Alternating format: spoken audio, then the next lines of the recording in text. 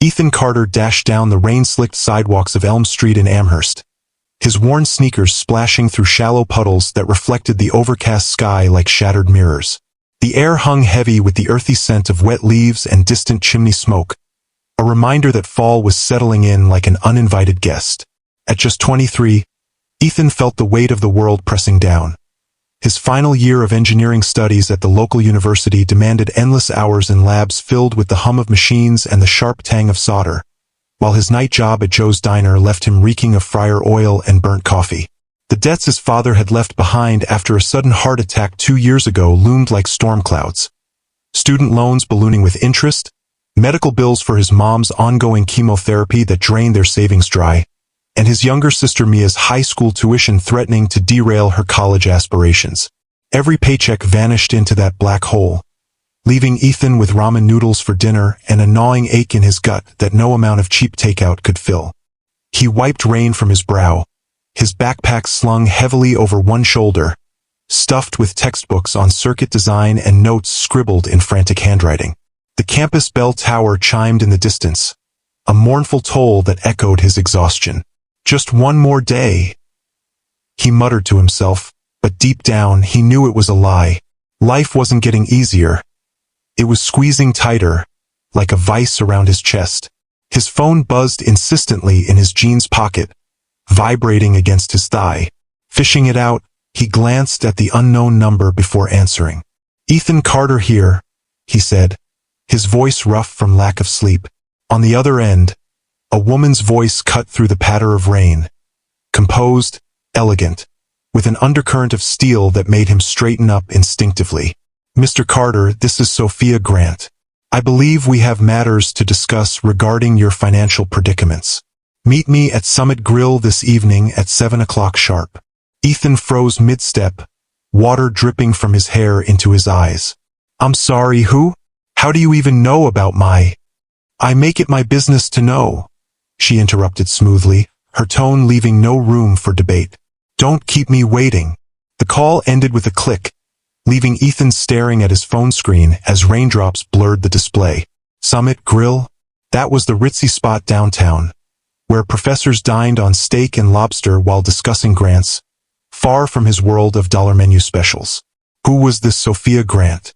A quick mental search yielded nothing. No professor, no family friend. Curiosity battled with suspicion, but a spark of desperate hope won out. What if this was the break he needed? He shoved the phone back in his pocket and hurried on, the rain picking up as if urging him forward. By evening, the storm had eased to a misty drizzle, casting a soft glow over the town's brick facades and glowing street lamps. Ethan pushed open the heavy oak door of Summit Grill, the warm rush of air carrying aromas of garlic butter, seared meat, and fresh-baked bread that made his mouth water despite his nerves. Soft jazz played in the background, mingling with the clink of silverware and murmured conversations from patrons in tailored suits and elegant dresses. He felt underdressed in his faded hoodie and jeans, but he scanned the room anyway. In a corner booth, bathed in the soft light of a pendant lamp, sat a woman who could only be Sophia. Her silver hair was pulled into a flawless chignon, her face lined with the kind of refined age that spoke of wisdom and wealth. She wore a tailored wool blazer over a silk blouse, emeralds glinting at her ears, and her posture was impeccable, like a queen holding court. "Ethan," she greeted as he approached, her green eyes appraising him with a sharpness that made him shift uncomfortably. She gestured to the seat opposite her with a manicured hand. "Please sit. I've taken the liberty of ordering coffee. Black, I assume." He nodded, sliding into the booth, the leather creaking under him. The table held 2 steaming mugs and a platter of artisanal cheeses and crackers, their tangy scent teasing his hunger. "Ms. Grant, I don't mean to be rude, but what's this about? You mentioned my finances. How do you know?" Sophia stirred her coffee slowly, the spoon tinkling against the porcelain. "Let's not waste time on trivialities. Your father, Robert Carter, left quite a legacy of unpaid loans and failed investments. I've done my research. You're barely keeping afloat, working that diner job until the wee hours, skipping meals to pay for your mother's treatments, and worrying about your sister's future. It's admirable, really, but unsustainable. Ethan's cheeks burned with a mix of embarrassment and anger. That's personal. Why do you care? She set her spoon down with deliberate care, her gaze locking onto his like a laser. Because I have a proposition that could change everything. Marry me, Ethan. In return, I'll clear every cent of your debts, fund your education through graduation, and ensure your family never wants for anything again. Medical bills? Paid. Sister's tuition? Covered. You'll have security you've only dreamed of. The words hung in the air, heavy as the rain outside. Ethan blinked, a disbelieving laugh escaping his lips. Marry you? You're, what, 3 times my age? This has to be a joke. Sophia's expression remained unruffled, her voice steady as she sipped her coffee, the bitter steam rising between them. I'm 71 to be precise, widowed for a decade, with an estate built from my late husband's ventures in real estate and tech. This isn't about romance or fairy tales, Ethan. It's a transaction. I need a companion. Someone young, presentable, unattached, to help manage appearances for my social circles and secure my legacy. No heirs of my own, you see. In exchange, you get a fresh start. Think of it as a contract, not a cage. He leaned back, the booth's cushions sinking under him, his mind reeling like gears grinding without oil. The jazz swelled in the background, a saxophone wailing mournfully. Why me? There must be dozens of guys who'd jump at this. Precisely because you're not jumping? She replied, a faint smile tugging at her lips for the first time. You're grounded, desperate but not foolish. I vetted you, no criminal record, solid grades despite the chaos. And frankly, your father's history intersects with mine in ways that make this fitting.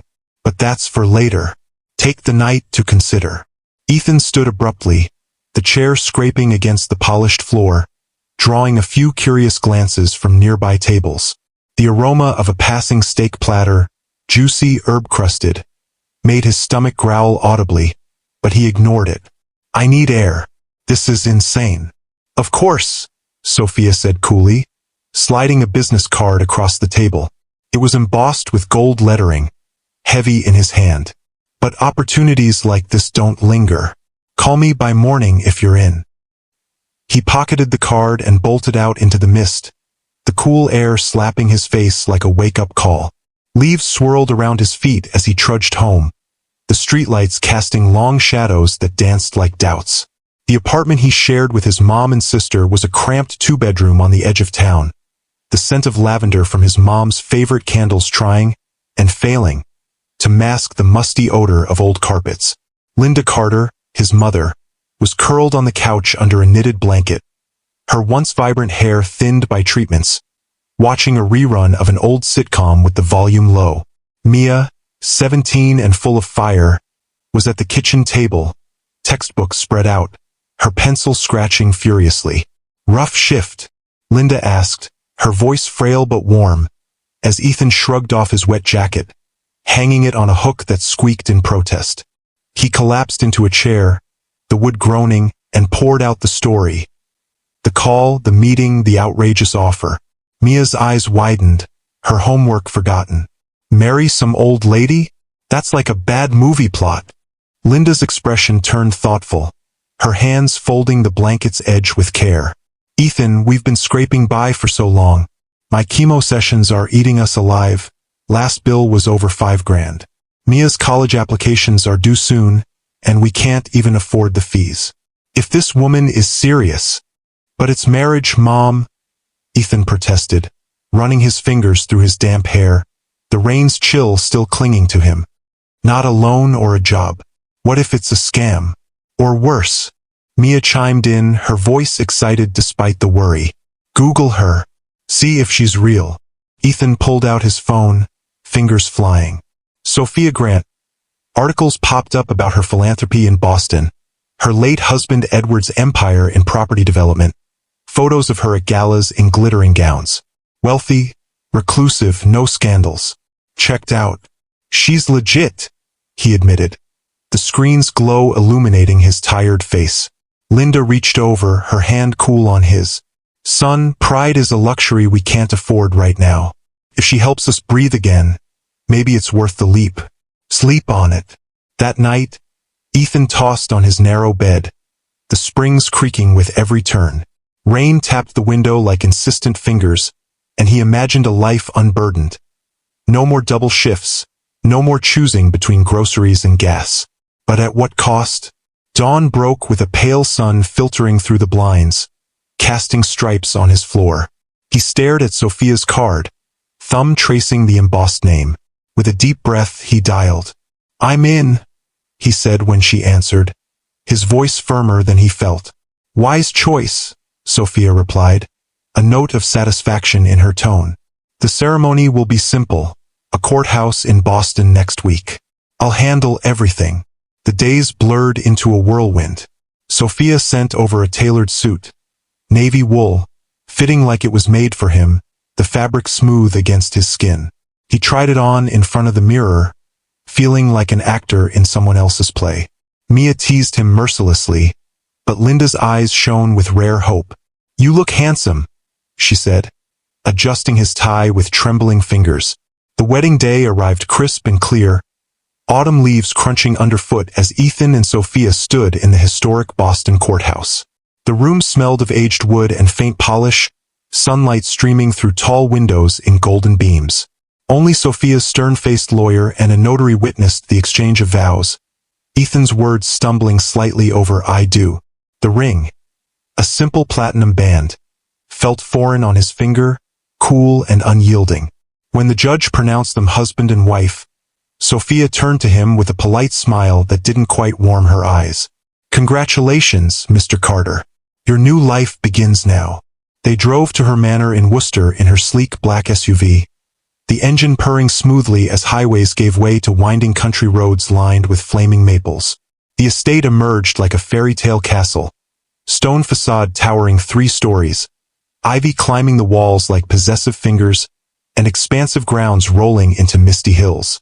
Gates swung open with a mechanical whir, gravel crunching under tires as they pulled up. Inside, the foyer echoed with their footsteps on marble floors, chandeliers casting prisms of light that danced like fireflies. The air carried hints of lemon polish and fresh flowers from vases overflowing with roses. "Welcome home," Sophia said formally, her heels clicking as she led him through. A maid, dressed in crisp uniform, took his coat with a nod. "Dinner at 7. Your suite is upstairs. Feel free to settle." The room was a palace. King-sized bed with Egyptian cotton sheets that whispered against his touch, a fireplace mantel adorned with antique clocks ticking softly, and French doors opening to a balcony overlooking gardens where fountains bubbled merrily. Ethan unpacked his meager suitcase, his old jeans and t-shirts looking shabby in the walk-in closet. He sank into an armchair, the leather embracing him, and stared out at the fading light. Freedom, or a pretty prison? Dinner unfolded in the grand dining hall, a long oak table set with crystal and china that gleamed under candlelight. Silent staff served courses, creamy soup with hints of truffle, tender filet mignon juicy and pink, paired with wine that warmed his throat like liquid velvet. Sophia sat at the head, elegant in a pearl necklace that caught the light. "Adjusting?" she inquired, her knife slicing precisely. "It's overwhelming," Ethan admitted, the flavors exploding on his tongue. Savory, rich, a far cry from diner scraps. "This place feels like a museum." She chuckled lightly, a sound like tinkling glass. "You'll acclimate. My late husband, Edward, built it for grandeur. He and your father crossed paths in business deals, real estate ventures that didn't end well." Ethan's fork paused mid-air, the steam from his plate curling up. "What do you mean? Dad never mentioned him." Sophia's eyes flickered with something dark, quickly masked. "Old rivalries, debts unpaid, promises broken. But that's ancient history. Focus on the now." Her vagueness gnawed at him as the meal progressed, the staff moving like ghosts, plates appearing and vanishing without a word. After dessert, a decadent chocolate mousse silky and bittersweet, Ethan excused himself, wandering the dimly lit halls. Floorboards creaked under his steps, portraits of stern ancestors staring down with judgmental eyes. He passed several doors, their brass handles locked tight, whispering of hidden worlds. As days turned into a routine of luxury laced with unease, Ethan explored the estate. Mornings brought breakfast on silver trays, fluffy omelets stuffed with cheese and herbs, fresh fruit bursting with juice. Afternoons, he studied in the library, surrounded by towering shelves of leather-bound books smelling of aged paper and wisdom. But the staff avoided his gaze, their whispers floating like smoke. Why this boy? Does he suspect? She always has a plan. One foggy evening, as twilight painted the sky in purples and grays, Ethan paced the library, the fire crackling in the hearth and casting flickering shadows. On Sophia's desk, amid scattered papers yellowed with age, lay a small ornate key, its brass surface etched with intricate vines that caught the lamplight. His heart thudded as he glanced around. The room empty, the only sound the pop of embers. Fingers trembling, he pocketed it, the metal cool and heavy against his palm. What secrets did it unlock? That night, sleep evaded him, the wind rattling panes like restless spirits. He turned the key over in his hands under the covers, questions swirling. Why him? What lay behind those doors? As moonlight slanted through curtains, casting silvery patterns on the floor, Ethan resolved to find out. Little did he know, the key would open more than a room. It would unleash a storm of revelations that threatened to consume them both. The manor awoke to the soft patter of rain against the windows, a gentle rhythm that belied the turmoil brewing in Ethan's mind. He rose early, the king-sized bed's sheets tangled from his restless night, the faint scent of lavender from the pillowcases doing little to soothe him. Downstairs in the breakfast nook, sunlight filtered through lace curtains, illuminating a spread of warm croissants flaky and buttery, scrambled eggs golden and fluffy, and fresh squeezed orange juice tangy on his tongue. Sophia was already there, impeccably dressed in a cashmere sweater and slacks, perusing a tablet with headlines scrolling by. "Good morning," she said without looking up, her voice as polished as the silver teapot steaming beside her. "Sleep well. Like a rock," Ethan lied, pouring coffee that filled the air with its rich, roasted aroma. The key burned in his pocket, a secret weight pulling at him. He forced casual conversation about the weather turning cooler, leaves piling in colorful drifts outside, but his thoughts raced. After she departed for a business meeting in town, her SUV gliding away down the driveway, Ethan seized the moment. He crept through the echoing halls, the Persian rugs muffling his steps, the air thick with the polish of antique furniture. The locked door at the end of the east wing called to him, its oak panels carved with faded motifs of vines and flowers. Heart pounding like a drum in his chest, he inserted the key, the fit perfect, the tumblers clicking with a satisfying snick. The door swung open on silent hinges, releasing a puff of dust that danced in the slanting light, carrying the musty odor of forgotten time. Inside, the room was a capsule frozen in decades past. Velvet drapes heavy with age, furniture shrouded in white sheets like ghosts, and wallpaper peeling in delicate curls. Cobwebs laced the corners, and the floorboards groaned under his weight as he stepped in.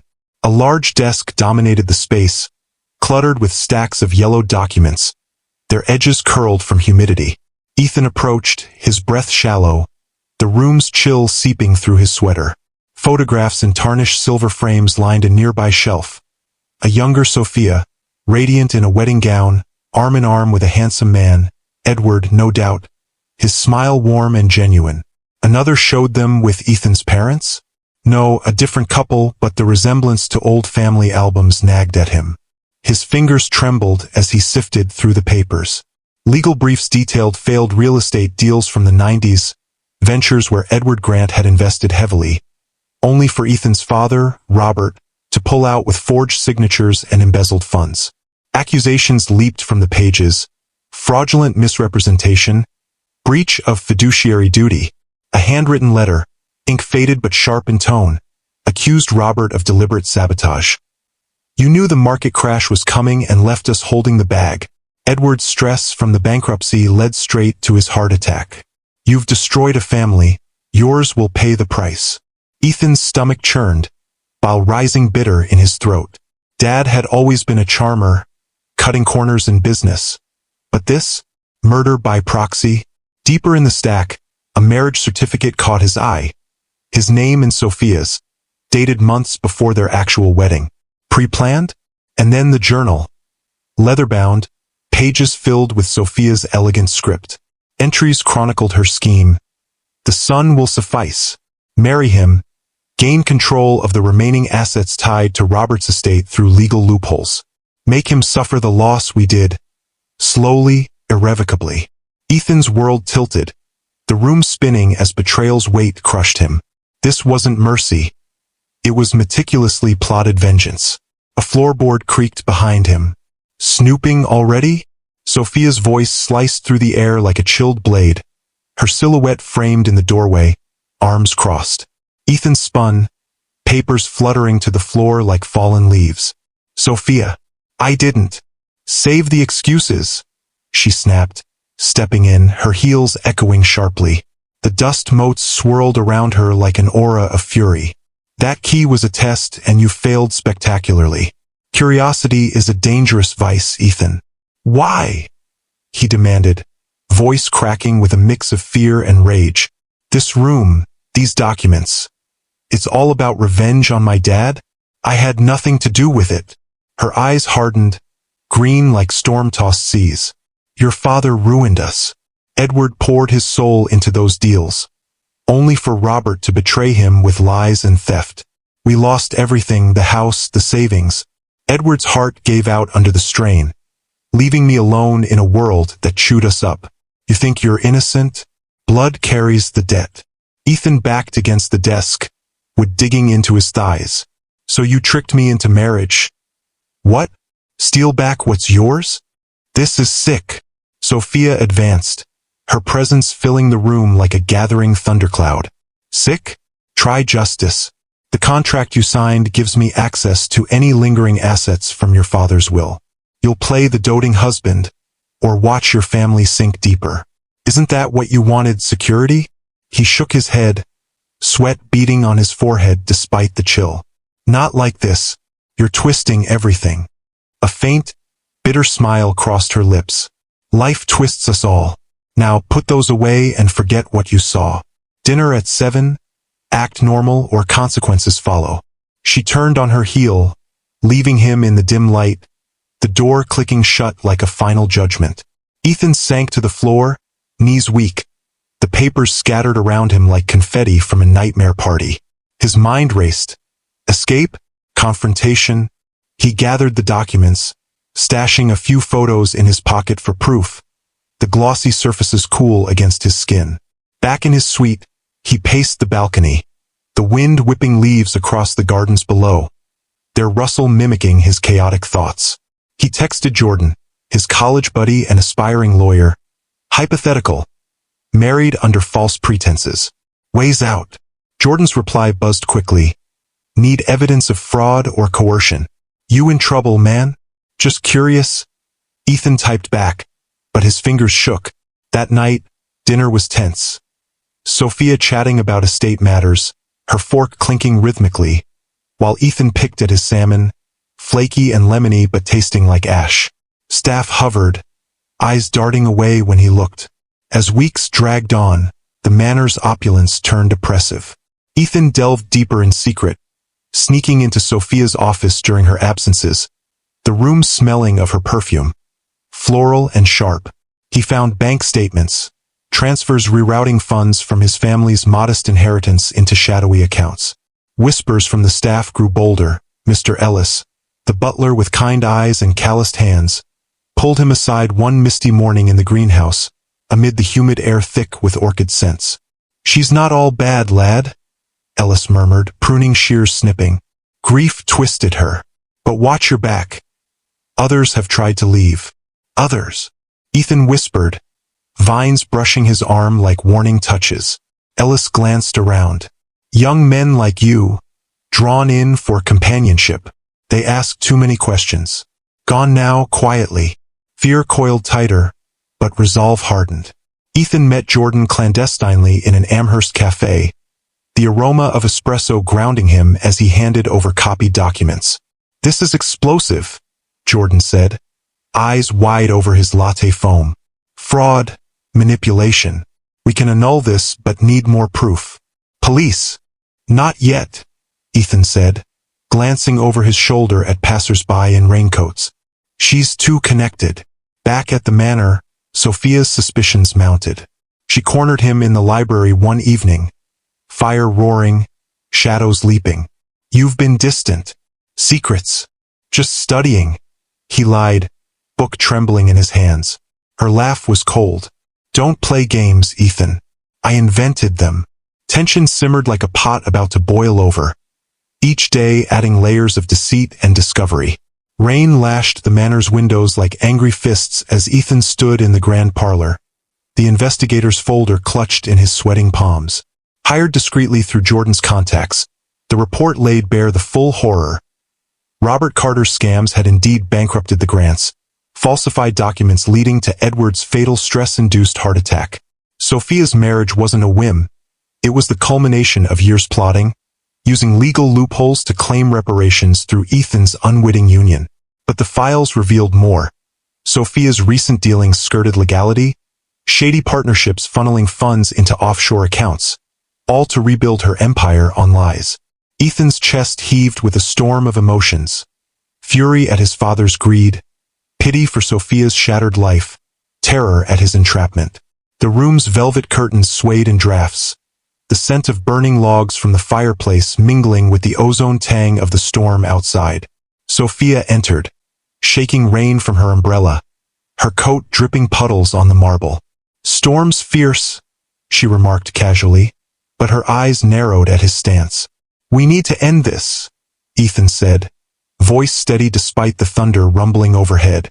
He spread the papers on the coffee table, lightning flashing to illuminate the damning words. Sophia's face paled as she scanned them, her fingers tracing the lines like reading a death sentence. "How dare you invade my privacy again? Invasion? This is my life you're destroying." Ethan exploded, pacing the rug's intricate patterns. "I get your pain.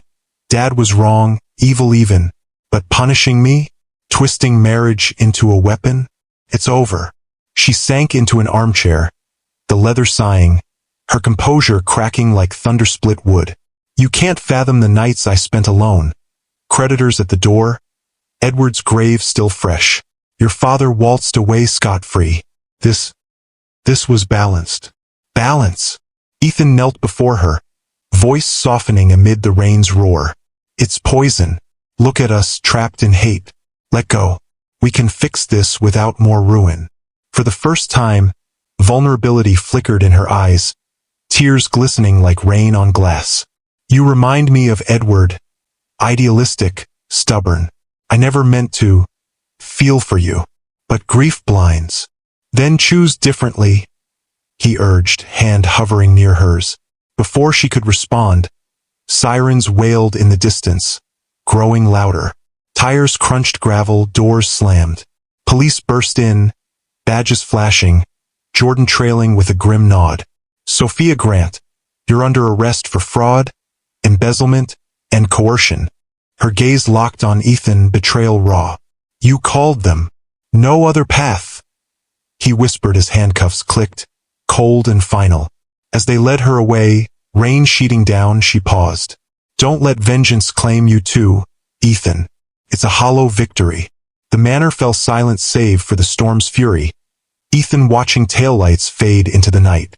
Relief flooded him, warm as the fire's glow, but laced with sorrow, like losing a foe who'd become almost family. Trials unfolded in Worcester's courthouse over rainy weeks, the room echoing with testimonies and the shuffle of papers. Ethan took the stand, voice clear amid the scent of varnish and tension, detailing the manipulation but pleading for leniency. Sophia's grief as mitigating.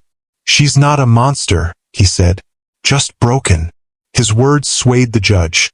Sentence reduced to house arrest and restitution. Back at the estate, now his by twisted fate, a lawyer arrived with the deed and a sealed letter. Sophia's script flowed elegantly. It was never solely revenge, Ethan. Closure eluded me until you used this place for good. You've shown me mercy I didn't deserve. He sold it swiftly, the auction's gavel echoing like closure. Proceeds cleared debts. Linda's treatments covered, her color returning, laughter filling their home again. Mia enrolled in college, her dorm room buzzing with excitement. With remainder, Ethan founded the Edward Grant Renewal Fund, scholarships for fraud victims, turning pain into pathways. School resumed for Ethan, labs humming with possibility, friendships rekindled over late-night study sessions fueled by pizza and energy drinks. Internships at a nonprofit aiding the wronged honed his skills, cases mirroring Sophia's plight but ending in justice. One crisp autumn day, a year on, an envelope arrived, Sophia's handwriting. On a park bench amid swirling leaves and children's laughter, he read, "Time heals, but your forgiveness accelerated it. I was chained, you freed us both. Live fully, Ethan, break cycles." Peace settled deep, like roots in fertile soil. At the fund's inaugural ceremony, plaque unveiled under sunny skies, Ethan addressed recipients. From ashes rise opportunities. This honors loss but celebrates renewal. Walking away, wind tousling his hair, not tucked safe, Ethan glanced skyward. The past shadows lifted, leaving a horizon bright with promise.